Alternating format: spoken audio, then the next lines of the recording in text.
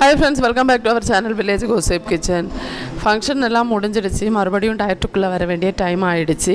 Daily weight check பண்ணுறது ஒரு பழக்கம் தான். அதே மாதிரி காலையில் வெயிட்டு செக் பண்ணியிருந்தேன். 76.500 இருந்து நேற்று வந்து 76 kg இருந்தேன். நேற்று ஒரு சில ஸ்வீட்ஸ் எல்லாம் கொஞ்சம் எடுத்திருந்தேன். அதில் கொஞ்சம் வெயிட் அதிகமாகிடுச்சு. சரி, மறுபடியும் எண்ணெயில் முதல் டயட்டுக்குள்ளே வரணும் அப்படின்னு நினச்சிருந்தேன். காலையில் கொஞ்சம் மட்டன் இருந்துச்சு, ஸோ அதை குழம்பு வைக்கலாம் அப்படின்ட்டு மட்டன் குழம்பு வைக்க ஸ்டார்ட் பண்ணியிருந்தேன். தேங்காய் வந்து மட்டன் குழம்பு வைக்கிறதுக்காக வறுக்கிறதுக்கு தேங்காய், அப்புறம் கொஞ்சம் வெந்தயம், அப்புறம் சோம்பு, ஜீரகம், அப்புறம் வந்து பட்டை, லவங்கம், அந்த மாதிரி பிரியாணி மசாலா ஐட்டம்ஸ் எல்லாம் போட்டு ஃபஸ்ட்டு வந்து தேங்காவை கொஞ்சம் வறுத்து நம்ம எடுத்து வச்சுக்கலாம் அப்படின்ட்டு அந்த ஒர்க்கை ஸ்டார்ட் பண்ணியிருந்தேன். பட்டை, லவங்கம் எல்லாம் போட்டுக்கணும். இப்போ தேங்காவை கொஞ்சம் வறுத்து எடுத்து வச்சுக்கிறேன். மற்றவங்களுக்கு தோசை இருந்துச்சு. சரி, நம்ம டயட்டில் வர்றனால நமக்காக வேறு ஏதாவது செய்யலாம் அப்படின்னு பிளான் பண்ணியிருந்தேன். இதில் வந்து கொஞ்சம் மிளகும் சேர்த்துருந்தேன். எல்லாம் சேர்த்து கொஞ்சம் கோல்டன் ப்ரௌன் கலர் ஆகிற வரைக்கும் வறுத்து அதை தனியாக எடுத்து வச்சுருந்தேன். நேற்று வச்ச பருப்பு குழம்பு கொஞ்சம் இருந்துச்சு, அதை சூடு பண்ணி தனியாக எடுத்து வச்சுட்டேன். அது யாராவது ஒருத்தங்க லஞ்சுக்கு எடுத்துக்குவாங்க அப்படின்ட்டு. இப்போ குக்கரில் மட்டன் கூட இஞ்சி பூண்டு பேஸ்ட்டு, அப்புறம் வந்து தேவையான அளவுக்கு உப்பு, மஞ்சள் தூள், மிளகாய் தூள் இவ்வளவும் போட்டு இதை வந்து நல்லா இந்த மாதிரி கலந்து விட்டுக்கிறேன். கலந்து விட்டுட்டு குக்கரை மூடி போட்டு நம்ம இதை வந்து ஒரு 4-5 விசில் வேக விட்டு எடுத்துக்கலாம். மட்டனுக்கு நார்மலாக நம்ம எத்தனை விசில் விடுவோமோ அத்தனை விசில் விட்டு இதை வேக வச்சு நம்ம தனியாக எடுத்து வச்சுக்கலாம். இப்போது மட்டன் குழம்பு செய்கிறதுக்காக ஒரு கடாய் அடுப்பில் வச்சுட்டு தேங்காய் எண்ணெய் சேர்த்துக்கிறேன். இதில் வந்து கடுகு, கறிவேப்பிலை ரெண்டையும் தாளித்து வச்சுட்டு கட் பண்ணி வச்சுருக்க வெங்காயம், பச்சை மிளகாய் ரெண்டையும் போட்டு ஃபஸ்ட்டு கொஞ்சம் நல்லா வதக்கிக்கிறேன். எனக்கு வந்து மட்டன் குழம்பு ரொம்ப பிடிக்கும். ஆனால் இது கொஞ்சம் காஸ்ட்லி இல்லையா மட்டன், அதனால் எப்போவும் எடுக்கிறதுல இந்த மாதிரி எப்போவாவது ஒரு முறை கொஞ்சமாக எடுத்துக்கிறது, அவ்வளவுதான். இப்போ இதை வந்து நல்லா வதக்கி வச்சுட்டு அது கூட இஞ்சி பூண்டு பேஸ்ட்டு, அப்புறம் வந்து தக்காளி வெங்காயம் ஃபஸ்ட்டே நம்ம போட்டு வதக்கிட்டோம். இப்போ தக்காளி இவ்வளவும் போட்டு இதை வந்து நல்லா மசிய வேக விட்டு எடுத்துக்கலாம். நான் இது கூட கொஞ்சம் உருளைக்கிழங்கும் சேர்த்துருந்தேன். வெங்காயம் போடுறப்பவே உருளைக்கிழங்கு போட்டிருந்தேன். மட்டன் கூட உருளைக்கிழங்கு போட்டால் நல்லாயிருக்கும், அதனால் போட்டேன். எப்பவும் போட மாட்டேன், எப்போது ஒரு முறை இந்த மாதிரி. இப்போ கொஞ்சம் மட்டன் மசாலா, அப்புறம் வந்து மஞ்சள் தூள், மல்லித்தூள், மிளகாய்த்தூள் அவ்வளவும் சேர்த்துட்டு நம்ம அரைச்சி வச்சுருக்க தேங்காய் இருக்குது இல்லையா, நம்ம ஆல்ரெடி வறுத்து வச்சுருந்தோம் இல்லையா தேங்காய், அதை வந்து பவுட்ரு பண்ணி எடுத்து வச்சுருக்கேன். அந்த பவுட்ரு பண்ண தேங்காய் இவ்வளவும் சேர்த்து இதை வந்து இந்த மசாலாவை நல்லா மிக்ஸ் பண்ணி பச்சை வாசனை போகிற வரைக்கும் கலந்து எடுத்துக்கலாம். பக்கத்தில் கன்வென்ஷன் நடக்குது, அதனால் கொஞ்சம் சவுண்டாக இருக்கும். வீடியோ போடணுமா வேண்டியானு ரொம்ப யோசிச்சுட்டு தான் நைட்டு எடிட் பண்ணுறேன். இப்போ தேவையான அளவுக்கு தண்ணி ஊற்றி இதை வந்து கொதிக்க விட்டு எடுத்துக்கிறேன். இது கொதித்த உடனே நம்ம தேவையான அளவுக்கு உப்பும் போட்டுட்டு நம்ம ஆல்ரெடி வேக வச்சு வச்சுருந்தோம் இல்லையா மட்டன், அந்த மட்டனை இது கூட போட வேண்டியது தான்.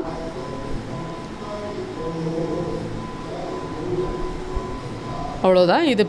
இது நல்லா கொதித்து குழம்பு ரெடி ஆகட்டும். இதை அப்படியே மூடி போட்டு விட்டுட்டு நமக்கு தேவையான தோசையை ரெடி பண்ணிக்கலாம். நான் வந்து இப்போ இந்த பக்கம் குழம்பு ரெடி ஆகிறப்போ அந்த பக்கம் எனக்கு தேவையான தோசை ரெடி பண்ண போகிறேன். அதுக்காக 1 டேபிள் ஸ்பூன் அளவுக்கு கடலை மாவு, அது கூட ஓட்ஸ் பவுடர் பண்ணி வச்சுருக்கேன். அதில் ஒரு 2 டேபிள் ஸ்பூன் அளவுக்கு சேர்த்துட்டு இது கூடவே தேவையான அளவுக்கு உப்பு, அது கூட வந்து தேவைப்பட்ட கோதுமை மாவு கொஞ்சம் சேர்த்துக்கலாம். எல்லாம் சேர்த்து இதை வந்து நம்ம நல்லா கலந்து எடுத்துக்கணும். தண்ணி ஊற்றி, தண்ணிக்கு பதிலாக நீங்கள் கொஞ்சம் தயிர் வேணும்னாலும் இதில் சேர்த்துக்கலாம். ரொம்ப புளிப்பு இல்லாத தயிராக இருக்கணும், அது இன்னுமே டேஸ்ட்டாக இருக்கும்.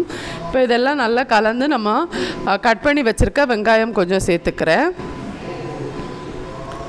அவ்வளோதான். இப்போ நம்மளோட தோசை பேட்டர் ரெடி ஆகிடுச்சு. இதை வந்து நம்ம நார்மலாக தோசைக்கல்லில் தோசை ஊற்றுற மாதிரி ஊற்றி எடுத்தோம் அப்படின்னா நம்மளோட தோசை ரெடி ஆகிடுச்சு. இது கூட தான் நான் வந்து மட்டன் குழம்பு வச்சு சாப்பிட்ருந்தேன்.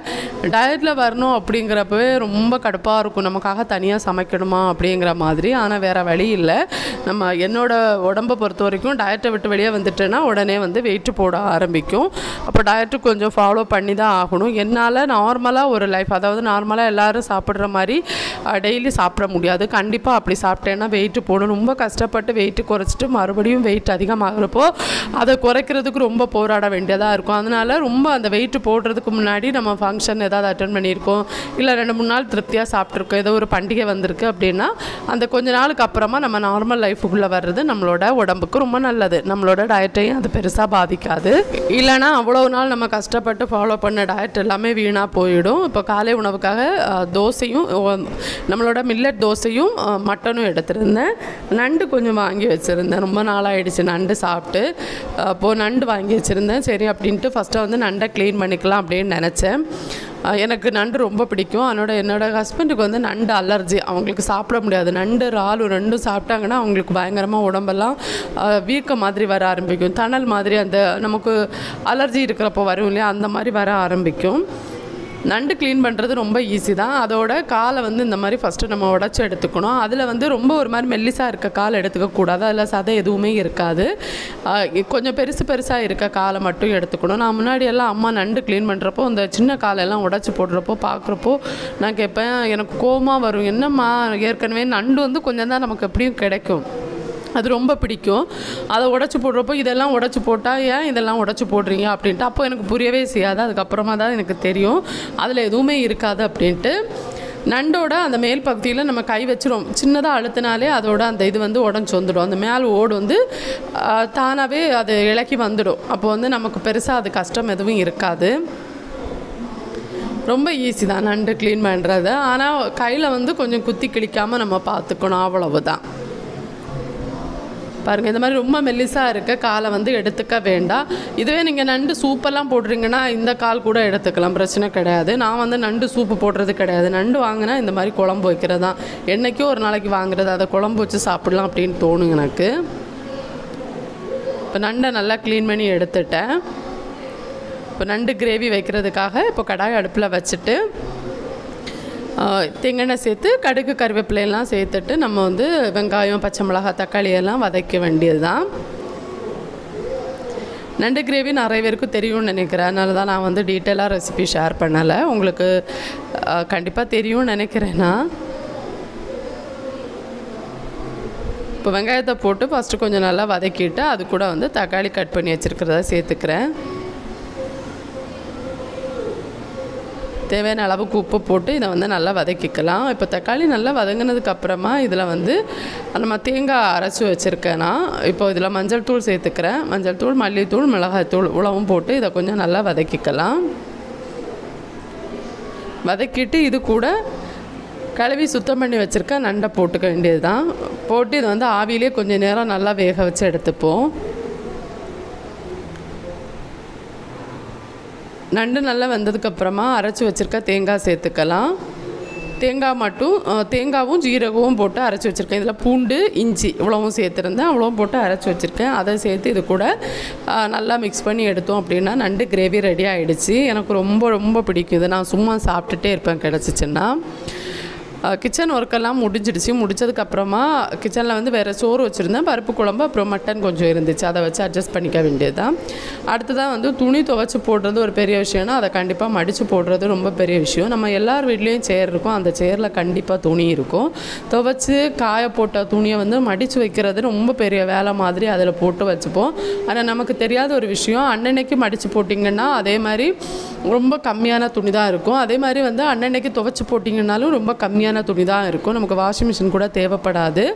ஆனால் நமக்கு என்னென்னா அது ரொம்ப சோம்பேறித்தனமாக இருக்கும். ஒரு ஃபங்க்ஷன்ஸ் எல்லாம் வந்துச்சுன்னா கண்டிப்பாக நிறைய துணி வரும். மற்றபடி நமக்கு வந்து டெய்லி துணி அப்படின்னா கொஞ்சம் கொஞ்சம் தான் இருக்கும். அதே மாதிரி அவங்கவங்க துணியை அவங்கவங்க துவைச்சி போட்டாங்கன்னா இன்னும் ரொம்ப பெட்டராக இருக்கும். பெரிய பொண்ணோட துணியை இப்போ அவளே துவைக்க ஆரம்பிச்சுட்டு அவள் வந்து இனிமேல் 9th படிக்க போகிறா, இப்போ 8th. அவள் துணியை அவளே துவைச்சி போடுவாள். யூனிஃபார்ம் நல்ல துணி மட்டும் நான் துவைச்சி போடுவேன், மற்றபடி வீட்டுக்கு போடுற ட்ரெஸ் எல்லாம் அவளே துவைச்சி போடுவாள். ஹஸ்பண்ட் துணியை அவங்களே துவைச்சி போடுவாங்க. என்னோடதும் சின்ன பொண்ணோட துணியும் தான் நான் துவைச்சி போடுவேன். அதுலேயுமே பெரிய பெட்ஷீட்டெல்லாம் இருந்துச்சுன்னா அது கொஞ்சம் கஷ்டமாக இருக்கும். அவ்வளோதான். துணி துவைக்கிற வேலை வந்து எனக்கு இந்த மாதிரி தான் போகும். அதுவே வந்து இதுவுமே கொஞ்சம் துணி மாதிரி தான் நமக்கு தோணும், ஆனால் அதுவுமே எனக்கு ரொம்ப நிறைய இருக்கிற மாதிரி இருக்கும். துவைச்சி வச்ச துணியெல்லாம் காய போட்டு மடித்து அதை வந்து தனித்தனியாக எடுத்து வச்சுட்டு அடுத்ததாக வந்து ஃபங்க்ஷனுக்கு போட்டுட்டு போன துணியை வந்து மேலே நான் நிழலில் காய போட்டு வச்சுருந்தேன். துவைக்க முடியாத துணியாக இருக்கும் இல்லையா, இந்த சாரி, இந்த புடவைகள், அதுக்கப்புறம் குழந்தைங்களோட பெரிய ஃப்ராக்கெல்லாம் கொஞ்சம் துவைக்க முடியாத ட்ரெஸ்ஸஸ் அதெல்லாம் இருந்துச்சு. அதையெல்லாம் எடுத்து மடித்து வைக்கணும்னு 2 நாளாக யோசிச்சுட்ருக்கேன். இன்னும் நடக்கவே இல்லை. சரி, இன்றைக்கி எப்படியாவது மடித்து வச்சணும் அப்படின்ட்டு காலையிலே வந்து அதுக்கான வேலையை ஆரம்பிச்சிட்டேன். துணிகளை எல்லாம் மடித்து அந்தந்த இடத்துல வச்சுட்டோம் அப்படின்னா ரொம்ப நல்லாயிருக்கும். சாரியெல்லாம் நம்ம கண்டிப்பாக துவைக்க முடியாது. அதை வந்து நம்ம நிழலில் காய போட்டு மடித்து வச்சோன்னா நமக்கு நல்லா செல்ஃப் வரும். ஸோ அந்த ஒர்க்கெல்லாம் முடிச்சுட்டு அப்படியே வந்து அந்த இடங்களை எல்லாம் க்ளீன் பண்ணி போடலாம் அப்படின்னு நினச்சிருந்தேன். சின்ன சின்ன வேலைகள் தான் பார்க்குறப்போ ரொம்ப சின்னதாக இருக்கும், ஆனால் அது ஃபுல் டே ஒர்க் இருக்கும். ஒரு கட்டத்துக்கு மேலே டயர்ட் ஆகிடுவோம். ஐயோ இதெல்லாம் பண்ணணுமா அப்படிங்கிற மாதிரி ரொம்ப டயர்ட் ஆகிடுவோம். அதுக்கு முக்கிய காரணம் வந்து நாம் மட்டும் வேலை செய்கிறோம், மற்றவங்க உட்காந்துருக்காங்க அப்படிங்கிற மாதிரி எண்ணம் வரும் இல்லையா நமக்கு. அது எல்லாம் தான் காரணம். வீட்டு வேலை எல்லோரும் ஷேர் பண்ணி பண்ணாங்க அப்படின்னா அந்த எந்த வேலையுமே நமக்கு வந்து ரொம்ப கஷ்டமாக இருக்காது. எவ்வளோ தான் வெயிட் லாஸ் பண்ணாலும் என்னோடய கை பார்த்திங்கன்னா எப்போவுமே குண்டாகவே இருக்காது. எனக்கு ரொம்ப ஆக்வர்டாக ஃபீல் ஆகிற ஒரு விஷயம். அந்த கையை மட்டும் என்னால் குறைக்கிறது எனக்கு ரொம்ப கஷ்டமாக இருக்கும். அது வந்து நானும் ரொம்ப வருஷமாக ட்ரை பண்ணிகிட்ருக்கோம். முக்கிய காரணம் வந்து ரொம்ப ஓவர் வெயிட் ஆகி நான் வந்து வெயிட் லாஸ் பண்ணனால என்னோடய கை வந்து ஸ்கின் அந்த பகுதி ரொம்ப லூஸ் ஆகிடுச்சு. நானும் ஸ்கின் அந்த பகுதியை வந்து டைட் பண்ணணும் அப்படின்னு ரொம்ப ட்ரை பண்ணேன். பட் நம்ம ஜிம்முக்கு எதுவும் போகலை, வீட்டிலேயே முடிஞ்ச அளவு பண்ணுறோம். அப்படிங்கிறப்போ நம்மளால் அது கொஞ்சம் கஷ்டமாக தான் இருக்குது. க்ளீனிங் ஒர்க் பண்ணுறோம், வீட்டில் எல்லா வேலையும் பண்ணுறோம், பாத்திரங்கள்னும் துணி துவைக்கிறோம், சுத்தம் பண்ணுறோம், எல்லா வேலையும் நாம் தான் பண்ணுறோம். வேலைக்கு எதுவும் ஆள் வைக்கலை, எல்லாமே நாம் தான் பண்ணுறோம். கூடவே எக்ஸசைஸ் பண்ணுறேன், டயட்டு ஃபாலோ பண்ணுறேன். என்ன பண்ணாலும் அந்த கையை மட்டும் என்னால் குறைக்கவே முடியலை. ஆனால் அதுக்கு வந்து வெயிட்டு வர மாதிரி நம்ம ஒர்க் அவுட் கொடுத்தோன்னா நமக்கு அந்த கையோட பகுதியை குறைக்க முடியும். இந்த வெயில் காலம் ஆரம்பிச்சதுலேருந்து நான் ரொம்ப டயர்டாகிட்டேன். உண்மையாக வந்து இன்றைக்கெல்லாம் எனக்கு ரொம்ப எழும்ப முடியாத அளவுக்கு அவ்வளவு டயர்டாக இருந்துச்சு. ஏன்னா எனக்கு வந்து ஒரு வாட்டர்மெலன் சாப்பிட முடியலை, உடனே சளி பிடிக்குது. இந்த சைனஸ் இருக்கனால, சைனஸ் இருக்கிறவங்களுக்கு நோய் எதிர்ப்பு சக்தி ரொம்ப குறைவாக இருக்கும் அப்படின்னு டாக்டர் சொல்லியிருந்தாங்க.